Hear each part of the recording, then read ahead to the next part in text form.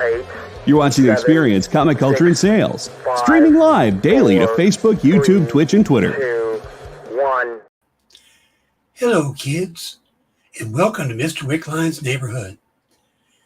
Karma has completed the campaign, so it's time to put things back to normal. Take down sexy women and put back up the other things that have been adorning my walls. Now, you all remember this stuff, right? You've looked at it before. You've been watching the show a long time, so you've probably seen these things in the past. Well, they are back now. I don't even remember how this was set up right. Here comes the Mirka Andolfo cover. Gotta go back to being, the guy that writes everything, not just smut. Yeah. Sometimes my mom watches the show. Gotta make sure we have the good stuff up. Green Arrow's going back. Daredevil. I don't think this is quite the right way I had it set up, but it'll work for now. He was up there too, but I don't think I've got it set up right. Why don't you guys go to the commercial thing and we'll be right back.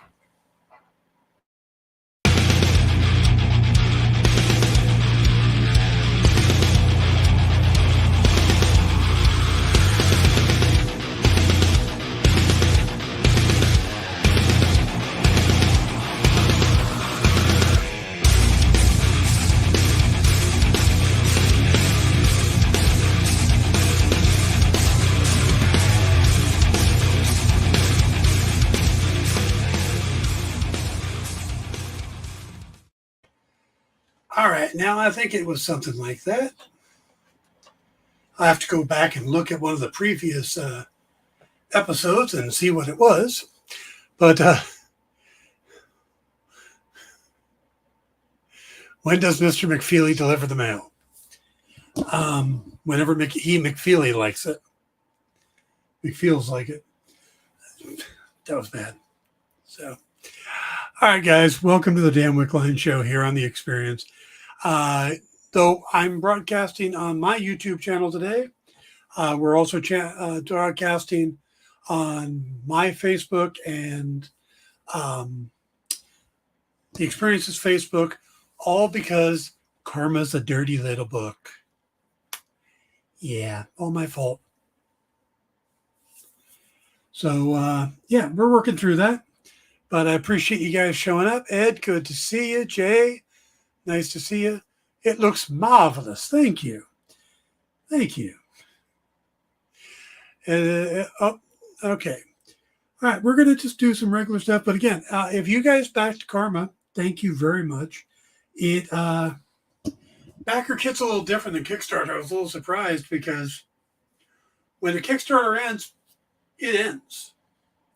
But with Backer Kit, if somebody backs it at like the very last second, it extends it 10 minutes. And if somebody comes in that 10 minutes and does it, extends it again and extends it again. And we went like over half hour of extensions as people just kind of came in with, oh, hey. Hey, Brent, how you doing? Good to see you. So, yeah, we had the Karma thing go a little longer. And I appreciate, like I said, everybody who backed it. We did pretty well. We were like the second highest among the Comictopia campaigns of number of backers. And we were right behind. We were like number 3 for the total dollar amount. So within and under $1,000 difference. So I'm pretty jazzed about that. I think it did pretty well. And it was a pretty good experience, Comictopia, for the first time. But all right. Plan for today. Got a little dirt on my head, I think. We're going to cover some news stories. Then we're going to talk about the X-Men. Yeah, we're going to talk about the X-Men and how they're going to come into the MCU and who they're going to bring. and based on a Kevin Feige comment. So we'll talk about that. But also, if you guys have any questions, comments, anything like that, please feel free, jump into the chat. This is an interactive program, so just ask away. If you need to know the wing speed of an unladen swallow, I can help you out with that. There's Triple B. Good to see you. Okay, so let's get to the news. Now, first thing, big this week is just how well Deadpool and Wolverine has been doing. As of yesterday, it crossed the $900 million global box office. 903.3 million total. That means it's going to break $1 billion, which is fantastic because it's been a while since Marvel has had a big hit like that. The current international box office is at 472.3 million, and domestic's at 431 million. Yesterday they added 14.1 overseas, while North American took in 9.8, which means that if they don't, they're probably not going to hit it Thursday, but it's pretty likely they're going to hit the 1 billion mark over this weekend. Maybe Friday, Saturday, domestically, it's already passed Captain Marvel. Captain Marvel 2 didn't do well, or the Marvels didn't do well, but Captain Marvel did $1 billion, and it got to 427 million domestically, and it's already passed to become the 8th all-time MCU release. Internationally, it's passed Deadpool 2, making it the 3rd biggest R-rated release ever offshore. And it's already passed the complete totals, box office totals for Deadpool and Deadpool 2. And again, we're not even into its 3rd weekend yet. So, it's doing kind of well. Just saying that Hugh Jackman, Ryan Reynolds probably was a good idea. All right. To go from Ryan Reynolds, who owns a soccer team, or a English football team, to a TV show about an English football team, Ted Lasso's creator Bill Lawrence is talking about the potential of a 4th season of the show. Now, we all were told season 3 was done, but it comes down to Jason Sudeikis. Lawrence said to Collider, whatever Jason feels like doing, whatever his decision is, we're all down with it. Not only is he the star, he's the head writer, he's also the dude whose life just has to be completely overhauled and moved to a foreign country with young children. It's a big deal. So as a fan, if someone's like, oh, it's going to happen again, I'll go nuts. As a partner, I'm down for whatever he wants to do. So Ed says, not bad seeing how the MCU is dying and everything they do is trash. I know it's I'm sure it's accidental. There's no way they're meant to do that. Yeah. Mr. Easy-Go-Lucky gives it a like. Thank you. By the way, hit the like and subscribe buttons for the show, please. I would appreciate it. All right, moving on. Are you guys Game of Thrones fans? Well, HBO is rounding out the cast for A Night of Seven Kingdoms, the George R.R. Martin 6-episode Game of Thrones prequel series, which is an adaptation of his novella The Hedge Knight. And they're adding Edward Ashley from Masters of the Air, Henry Ashton from Good Girl's Guide to Murder and My Lady Jane, Yusef Kirkauer from House of Gucci, Daniel Monks from Chaos, Sean Thomas from How to Have Sex. Didn't know that there was a thing that explained that. And Tom Von Lawler from Avengers Infinity War. Oh, and Danny Webb from The Regime and The Dig. Now, they joined previously announced Peter Claffey as Dunk, Dexter Ansel as Egg, Finn Bennett as Aerion Targaryen, because you got to have a Targaryen in any of these shows. Bertie Carvel as Baelor Targaryen, Tamsin Crawford as Tansel, Daniel Ings as Sir Lyon Baratheon, because you need a Baratheon, and Sam Spurrell as Maekar Targaryen. Let's see, Ashley will play Sir Sephon Fossaway. Ashton plays Darien Targaryen.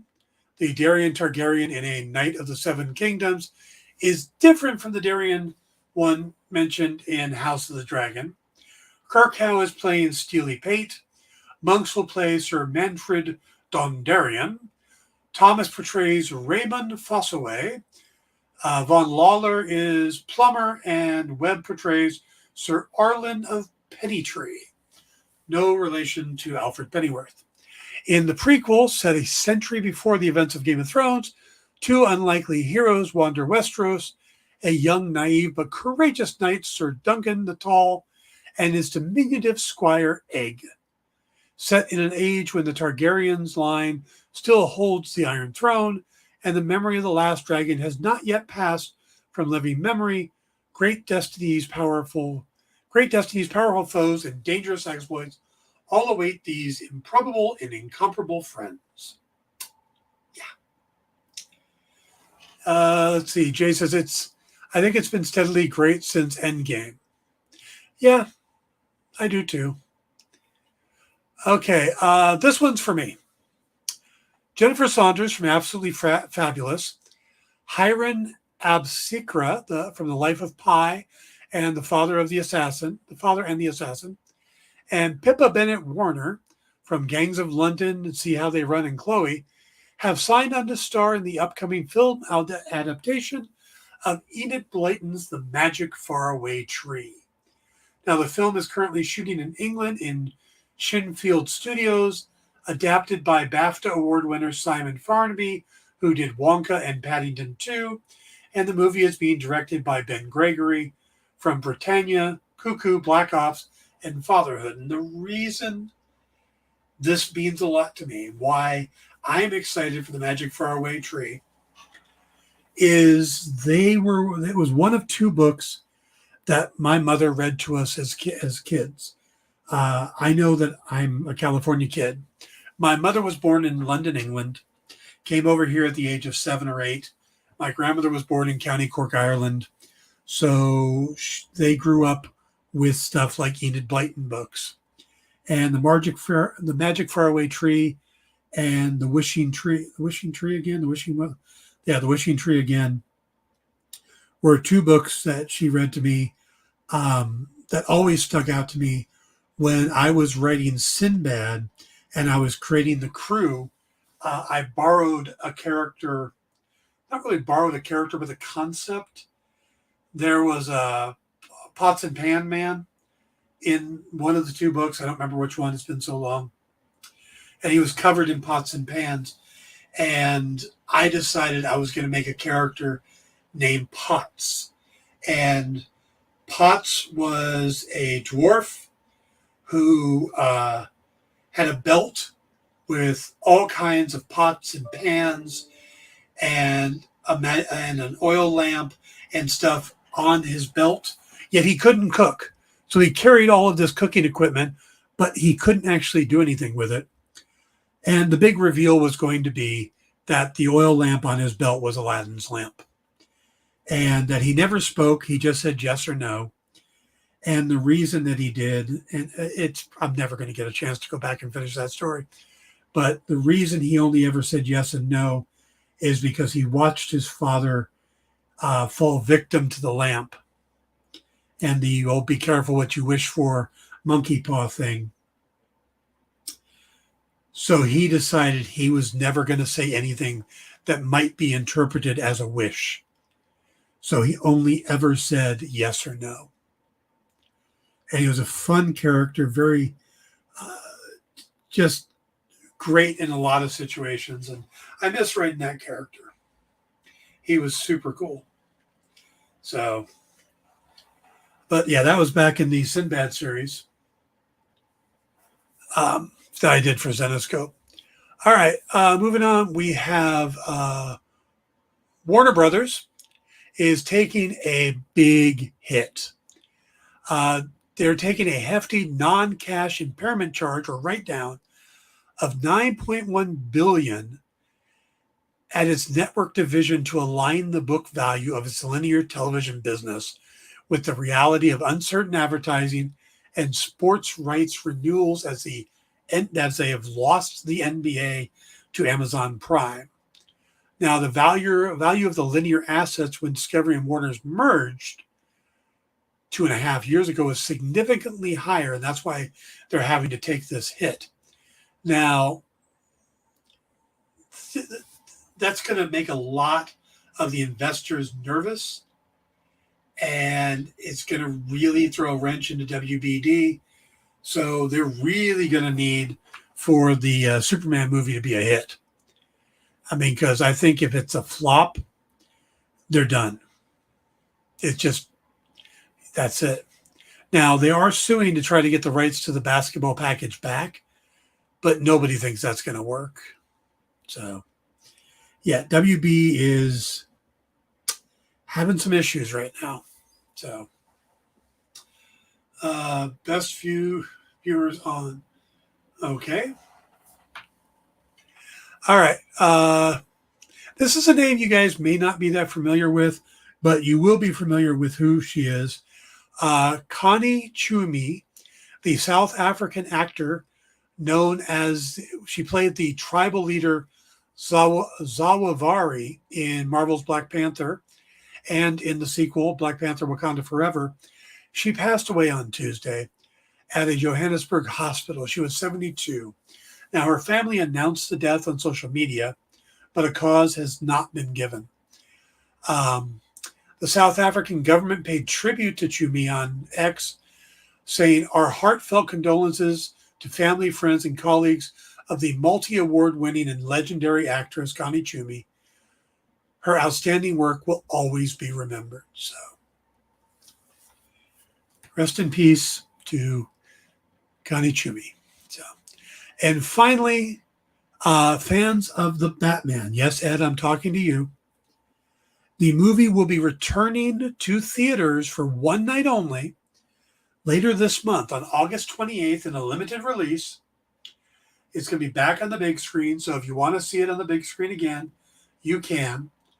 But along with it will be an exclusive sneak peek for the upcoming Penguin series, which will debut on Max on September 19th.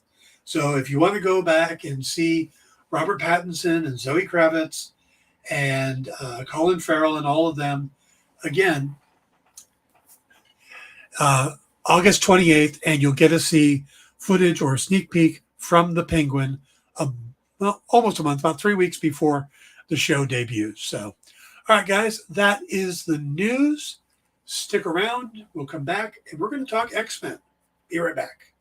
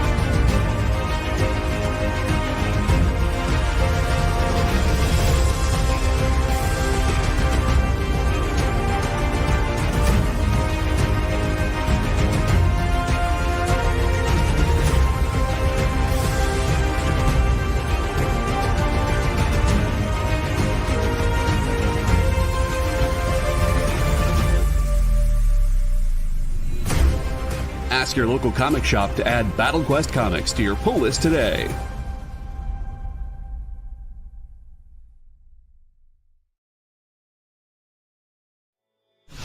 Whoa.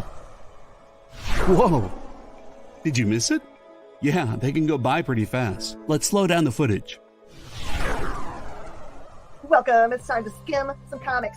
Miles Morales Spider-Man, I will just tell you that Miles is very important in his role as a vampire. So it's fine. If you like Hercules, read it. If you don't like it, don't worry about it. It's fine. The art is still stunning. There's a panel, little spoiler, there's a panel in this where Chitauri first hits Lion-O, and he is the best "did she really just hit me" face I've ever seen put in a comic book. Wow, live reviews of new comic books so you can be ready for New Comic Book Day. What is this? Oh, I see. It's Minute to Skim It. Part of the experience.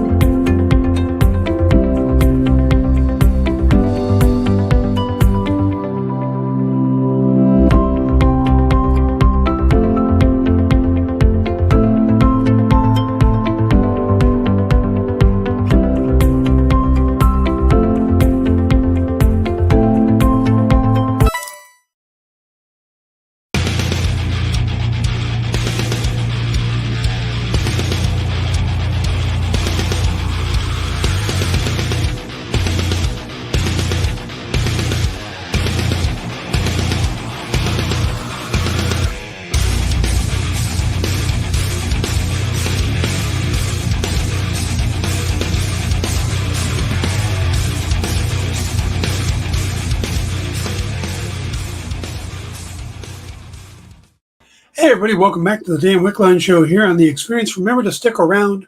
We have What's in the Box and Sketch Up tonight. The Geek Chat is not on this week, but we'll be back next week. So keep that in mind. Just to quickly answer Triple B's question about the YouTube live. YouTube was not happy with a particular link we posted. Mind you, we didn't post anything particularly bad, but the link led to something that they found questionable.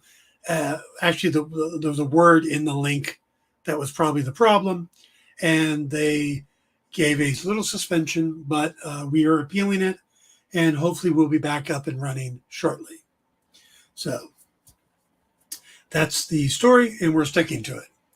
All right. Kind of interesting watching the trailer thing or the credits that we have for the show, and saw the Only Murders in the Building slide.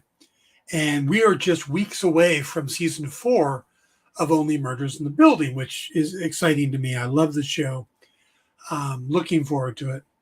But there's news having to do with thanks, Dad. There's news having to do with Steve Martin. When Kamala Harris, I'm getting political, but only in how it relates to comedy. Kamala Harris announced Tim Walz as her running mate. He went out there, made some jokes, and people are immediately trying to figure out who's going to play him on SNL. Because they've already got Maya Rudolph re-signed up as Kamala Harris. Well, one of the names that popped up is Steve Martin. So Martin was thankful. He thought it was great. He made a joke about how Walz is actually planning to do a comedy tour with Martin Short next fall, during the fall. But he has said that he would not be taking on the part. And then, of course, people have been talking about who could play Walz. And what's interesting is I saw a lot of names. And mostly they're going based off of his smile. Because he's got one of those smiles that gets real big and the cheeks get big. Steve Martin has that. The guy he reminds me of this is kind of a reach, but Robert Pine If you're a fan of the old Chips television series, he was the captain or the head of the division. But he's also Chris Pine's father. And if you look up Robert Pine, you will see pictures of him smiling. You'll be like,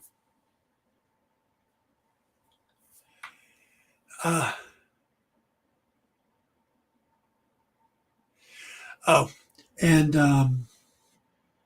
other people I've heard, Lewis Black, they think Lewis Black would do a good job as him. But everybody I'm hearing is like in their 70s and 80s, which is hilarious because Tim Waltz is 60.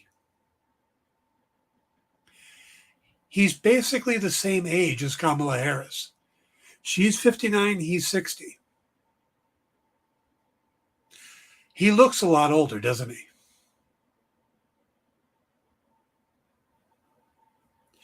Just saying, that's kind of funny, especially in a time where age is so huge with the politics and stuff. Yeah, he's only 60.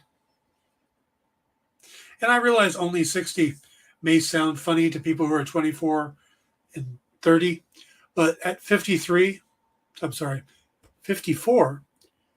only 60, that's a thing. It's definitely a thing. So, all right, guys, let's talk about, Kyle says, I forgot to enable you to go live on your page for the show and saw the live and almost tripped myself going to check our status. Sorry, Kyle. All right. So let's talk about the X-Men. Now, of course, Deadpool and Wolverine, big success. And we all know that the X-Men are going to come to the MCU. It says it's only 60. If anyone says otherwise, they're wrong. Yep. It's like when I was a kid, and I think when Ed was a kid, and they put on those stickers, are still 25 cents on the comics. Yep, those were important. So we know the X-Men are going to join the MCU, and it's probably going to be a multiverse collision thing, like what is it? Crisis on Infinite Earths, whatever, where we end up with one universe at the end, but it kind of blends a bunch of things together. But according to Marvel Studio President Kevin Feige, about which X-Men are coming, because that's the big key, he said there are a lot of great X-Men characters in Deadpool and Wolverine film. There are a lot of great X-Men characters in all of the Fox versions of the X-Men films. And there are a lot of great X-Men characters that have never gone on the big screen. So I think, as we always try to do, as we did when we made the arrangements with Sony for Spider-Man, you'll probably see a mix of characters you've seen before and characters you've never seen before. Now, the interesting thing about that is he says X-Men characters. And when they talk X-Men characters, they don't necessarily mean just X-Men. They mean anybody who has appeared in an X-Men comic or made their debut in an X-Men comic are considered X-Men characters. Moira McTaggart is an X-Men character. Trask is an X-Men character. The Sentinels are X-Men characters. So you have to keep that in mind. We need AVX. That would be awesome. You know, I agree with you, but the AVX I'm thinking of is not Avengers versus X-Men. And I'm going to get into that. That's something I'm going to bring up, what I think they ought to do. At least what I think would make them a lot of money. So what X-Men? Now, I'm a comic nerd at heart. I love it. And I want them to go slowly through the history of comics like we did, like we did growing up. I wanted the Avengers to stay that core group of Avengers for a while. I wanted Ant-Man and the Wasp, Hank Pym and Janet Van Dyne, not Scott Lang. Love Paul Rudd's character, but I wanted the core Avengers for a while because there's so many great stories. Well, with the X-Men, I want the first movie to be Professor X, Cyclops, Marvel Girl, Iceman, Beast, and Angel.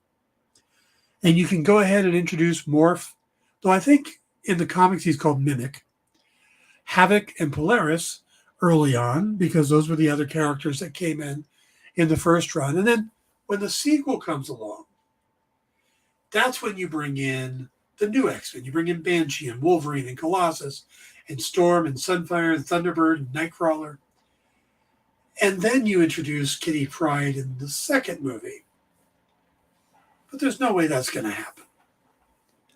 There are too many popular characters like Rogue, Gambit, Bishop, Emma Frost, and so many more, that they're not going to be patient and let the characters grow in the way they grew in the comics. They're going to try to rush to some of these characters. And keep in mind, that is kind of what killed the original Tobey Maguire Spider-Man series. Sam Raimi were doing the classic villains, classic hero, growing him up slowly. You know, Spider-Man Green Goblin, movie 1. Doc Ock, movie 2. Movie 3 is going to be Sandman. And then the studio stepped in and went, no, we need Venom. It's too early for Venom. No, we need Venom now. Everybody loves Venom. No, let's stay with... No, we need Venom. But I was going to have a thing with Hobgoblin, and no, we need Venom too. Push him in there. And we all hated it. So just keep that in mind. Maybe sometimes it's better to roll it out slowly. Now, we have a ton of mutant characters who have shown up in the Fox films and the Deadpool movies and all of that stuff. I mean, literally, a ton. Here's the list. Wolverine, Pyro, Iceman, Sabretooth, Mystique, Jean Grey, Jubilee, Magneto, Rogue, Storm, Kitty Pryde, Colossus, Cyclops, Toad, Xavier, Siren, Artie, Beast, Lady Deathstrike, Nightcrawler, Arclight, Callisto, Glob, Leech, Kid Omega, Madrox, Juggernaut, Angel, Psylocke, Spike, Blob, Gambit, Deadpool, Wraith, Agent Zero, Azael, Banshee, Emma Frost, Darwin, Riptide, Sebastian Havoc, Silver Samurai, Bishop, Blink, Sunspot, Ink, Quicksilver, Apocalypse, Warpath, Negasonic, Teenage, whatever her name is, Caliban, X-23, X-24, Richter, Bedlam, Cable, Black Tom, Firefist, Domino, Omega Red, Shatterstar, Vanisher, Zeitgeist, Dazzler, Match, Selene, Cannonball, Mirage, Magic, and Wolfsbane. And I'm fairly sure I missed some of them. I'm sure you're going to go, hey, you didn't. Yes, I know.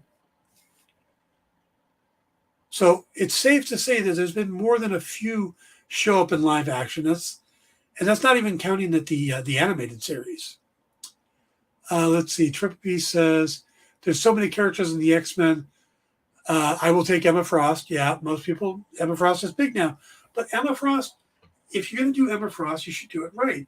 You start her off in the Hellfire Club with Sebastian Shaw and Jason Wingrade, and you do the Hellfire Club story that John Byrne and Chris Claremont did. It's a great story.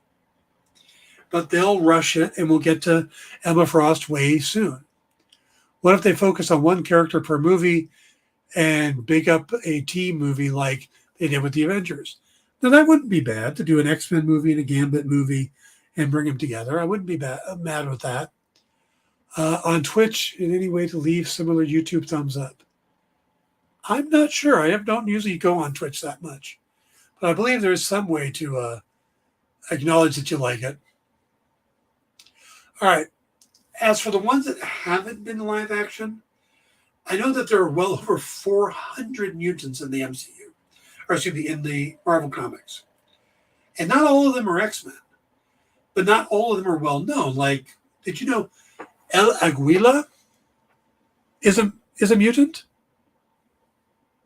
Yep. But he's already in the MCU. He joined in She-Hulk Attorney at Law. Now, the first question is, do the Deadpool movies count as part of the MCU, or are they MCU adjacent until the Avengers Secret Wars merge everything together? And I think that's kind of what the case is going to be. So just because we saw Tyler Mane as Sabretooth in Deadpool and Wolverine doesn't mean we're probably, we'll get a MCU him as Sabretooth moving forward. It's just a follow and a notification button in Twitch, but we appreciate you watching. Oh, thank you, JD. So how will Marvel bring these characters in, and which villains will they use? Now, sometimes they kind of want to stay away from the already used characters, like the first 2 Spider-Man movies. And then they threw that out the window with No Way Home. Now, I think maybe they put Magneto and the Brotherhood and the Hellfire Club and Apocalypse on the back burner for a while and focus on somebody like Mr. Sinister. Or, and this is where the AVX comes in, what if they started off with the Brood Saga? But they make a switch, because when Chris Claremont did the Brood, he styled them after the Xenomorphs from Alien. And Disney now owns Fox, so it owns Aliens. So why not do the Brood Saga with the Xenomorphs and do Aliens versus X-Men and have that be the first X-Men movie? How awesome would that be? Do I think they'll do it? No. But bringing the X-Men or the Xenomorphs and the Predators into the MCU would be freaking awesome, wouldn't it? You could do an X-Men Predator movie or a Black Panther Predator. What about a Predator that dropped into Wakanda? See, everybody loves this idea. This would be absolutely brilliant. So they'll never do it. But man, do I think that's a great idea. You want to talk about $1 billion movie? Aliens versus X-Men, Predator versus Wolverine. That would be big money, especially if you did Wolverine in like a younger days, like in the past. So you make it a period piece, maybe in the middle of the war. Predator drops in the middle of Germany during the war, and you get, the Howling Commandos drop in as well, post Captain America. You get stuff like that. I think it would be brilliant. So yeah, that's my idea, but I don't think Marvel watches the show. What I do think Marvel will do is they're going to skip the origin story. They won't go back to where Xavier is first putting the team together. They didn't do that with any of the other movies except for First Class. But I think the X-Men are well established enough. We don't need it. Just like they didn't redo the Spider-Man origin. They're not going to go out of their way to do the Fantastic Four origin. They're just going to jump right into the story. But what I do think they'll do is they'll give us an audience-friendly character. And the X-Men are big on those. Kitty Pryde is an audience-friendly character. Jubilee is an audience-friendly character. That's where you have a person just joining the team and you follow them and you get to know all the characters through them. Predator versus Punisher, that would be awesome. I like that one, Ed. JD says he has to go change his pants. So yeah, that's. So I think we're going to end up with the way, and I think that's how they've done the animated series. When in the early '80s it was Kitty Pryde, in the '90s it was Jubilee. They have that audience character that opens the door. But as for the team, I think there's a good chance they're going to go with something similar to the X-Men '97 lineup. Cyclops, Jean Grey, Storm, Wolverine, Rogue, Gambit. Now, I know Morph is part of the team, but I don't know if they'll necessarily go with Morph.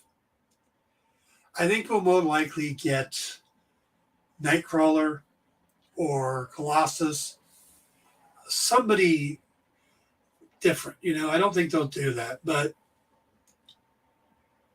I do think that we're going to get that basic lineup. And then the villains are where things are going to be different. So now I want to hear from you guys. Who do you think should be on the new X-Men team? And who do you think they should go up against? Bishop. Okay, Jay wants more Bishop. Now, see, what's funny is, Jay, when did you first start reading the X-Men? How old were you?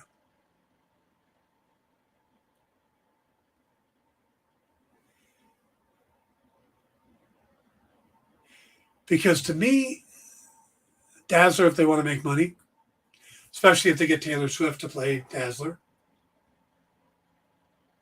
Now, see, they could use Dazzler as the audience character. She doesn't know what she is or whatnot, and ends up being helped by the X-Men and learns about them that way. She's a big music star and stuff like that. That's a good possibility, especially if you go with Mojo and Longshot, because I can see Mojo wanting Dazzler as a showpiece for his world. See, a lot of this stuff just writes itself when you get to it. And it says, I would love to see Cyclops done right, like in the cartoon. Absolutely. Cyclops is my favorite X-Men, so that's who I want to see. I hated the Cyclops in the first X-Men movies. I didn't hate him, but I hated how they treated him in the second one, that he was just gone. Cyclops is supposed to be the heart leader of the team, and just to wipe him out like that was nasty. Let's see, JD says, it occurs to me that the only confirmed mutant in the MCU that didn't spawn from the Fox universe is Miss Marvel so far. Are all the mutants coming from Earth 10085? No. There are other mutants in the universe. Like I said, El Aguilar is a mutant, and he is already in the MCU from the She-Hulk series.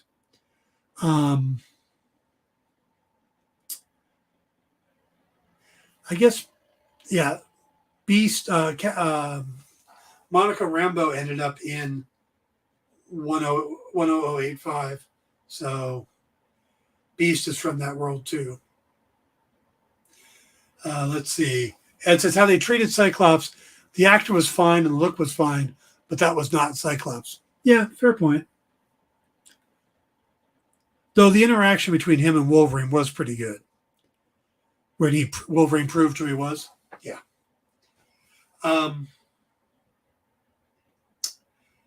So yeah, there are a couple mutants, but yeah, it's pretty thin on the ground over there. So it'll be interesting to see them merge together. We know we're getting adamantium from Captain America: Brave New World.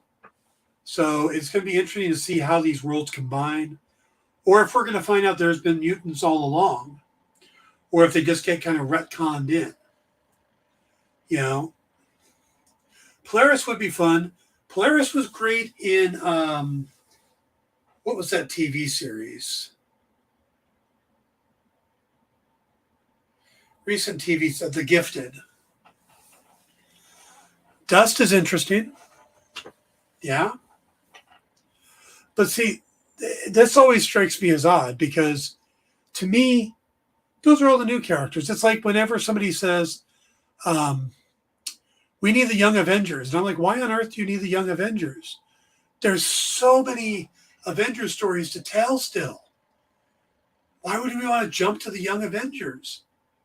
I mean, there's Korvac Saga and the Kree-Skrull War and all this stuff that happens from like the 70s through 2000 before the Young Avengers were even created.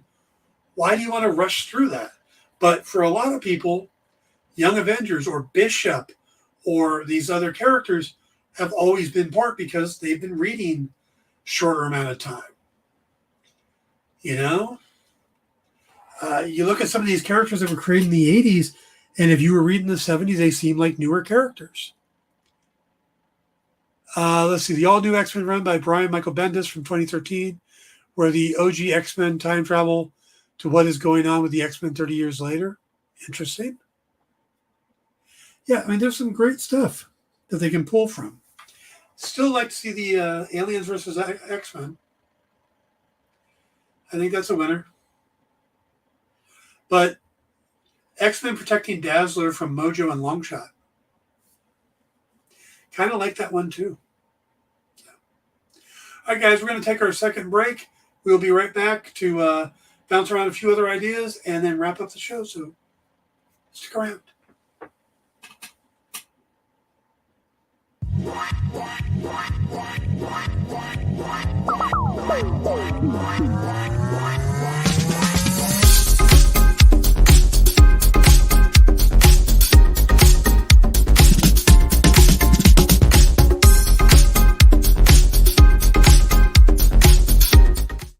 Symphonic verses, Nocturne's romance.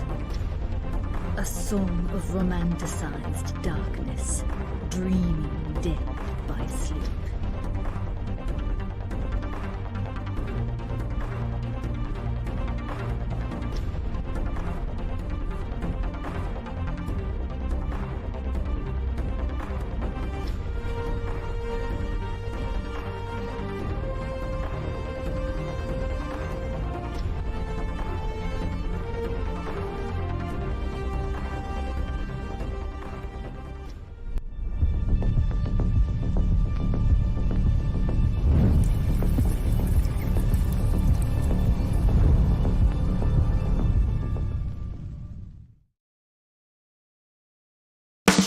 You love comic books. You collect comic books. But even if you own a rare, expensive issue, it's still a copy. How would you like to own a piece of comic book history? The actual art pages the comics were made from? Oh no, you say. That's too expensive. Regular people can't afford that stuff. Can they? Nick Ferrucci says yes. Join the founder of Dynamite Entertainment for the original art experience on YouTube, Twitch, or Facebook. Incredible art at almost unbelievable prices. Does he have some high-dollar pieces for the high rollers? Sure, but Nick always makes sure to find amazing pieces priced for the fledgling collector. You can collect original comic art. The original art experience. Fridays at 7 p.m. Eastern. Part of the experience.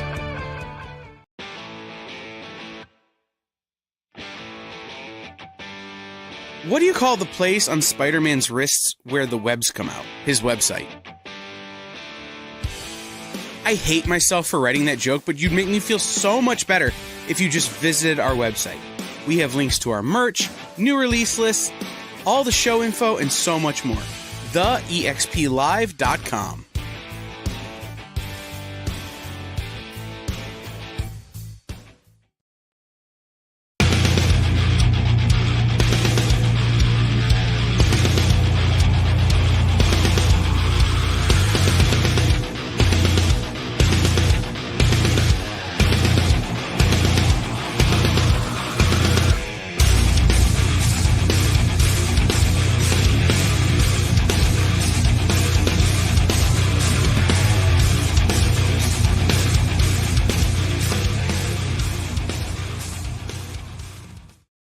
Hey everybody, welcome back to the Dan Wickline Show here on The Experience. Thank you for tuning in. I know it's a little difficult to find today, but I appreciate you guys making the effort. See, I like the idea of Taylor Swift as Dazzler. I just do. Please hit the like and subscribe buttons. Remember to stick around for What's in the Box and then Sketch Up later tonight. Tomorrow we got the original art show and Comic Friday Night Live from Tennessee. So actually, I wanted to mention one other thing. I got a chance to sit down and watch all 10 episodes of Batman the Caped Crusader, the new animated series on Amazon Prime. And while I was just so with the first episode, after that, I got hooked. It's very good. It has enough of a feel of Batman the Animated Series but also little touches of the Matt Reeves, the Batman. And it feels like if that somebody said, hey, let's do Batman the Animated Series, but not necessarily for kids. Let's make it for just everybody. Let's make it for more, adult viewers, and not in the sense of we have to do things horribly, but we have to show nudity or any of that stuff. Just let's not hold back because we're writing for kids. There are so many Easter eggs, from borrowing characters' names, Eel O'Brien, Jim Corrigan, street names paying homage to everybody from older comic artists to William Dozer, the guy that made Batman 66 happen. And character nods, King Tut, the Pied Piper, it's just really cool how they put it together.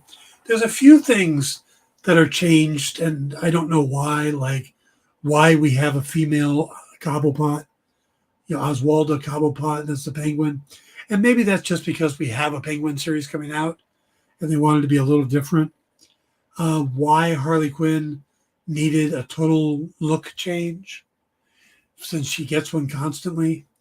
But then Bruce Timm's part of the production crew. So if he wants Harley to have a different look, I think that's kind of up to him. But overall, it's really good. You see character growth. You see Batman growing. They're not afraid to kill characters either, which I thought was interesting. Because it's obvious they're not going to get to do, however many number of Batman the Animated Series episodes there were. So there's certain things they're not, they're probably not going to bring them back around a villain that often. So doing a 2-part episode with Harvey Dent and then making it so he's probably not going to come back makes sense. Because then they can also bring in somebody like the Gentleman Ghost, who started off as a Hawkman villain, but did take on Batman for a while. Firebug. Characters that you don't expect. Nocturna and the Night Slayer. But they also make little references, like I said, to different characters. There's an episode with a bunch of orphans in it, and they're all named after Robins. There's Dickie and Jason and Carrie and Stephanie, and it's like, we're not going to get to a Robin in this series, are we? And that's fine. I don't have a problem with that. But so there's a lot of nods for the viewers, a lot of little Easter eggs. But if you're not somebody as up on the lore and stuff, like Lisa watched it with me. And afterwards she goes, I really liked that. That was good. Like, oh, he says, yeah, that was really good. So I do recommend it. If you haven't watched Batman the Caped Crusader, it will give you enough of the Batman the Animated Series feel, yet go different directions. So it doesn't feel like it's just a continuation or a prequel series. So I do recommend it. All right, guys. I think we're going to wrap it up there. I will be back next week. I will be doing Pop Go the Writers on Sunday. Hopefully Jim will have his computer set back up. He kept lagging really bad last week and finally had to drop out. So hopefully he'll be back on track with that. I will see you all next week. Have a great weekend. Thank you again for all of you who backed Karma and who found the show today. So stick around for What's in the Box and sketch up later tonight. And I will see you all soon. Take care, everybody.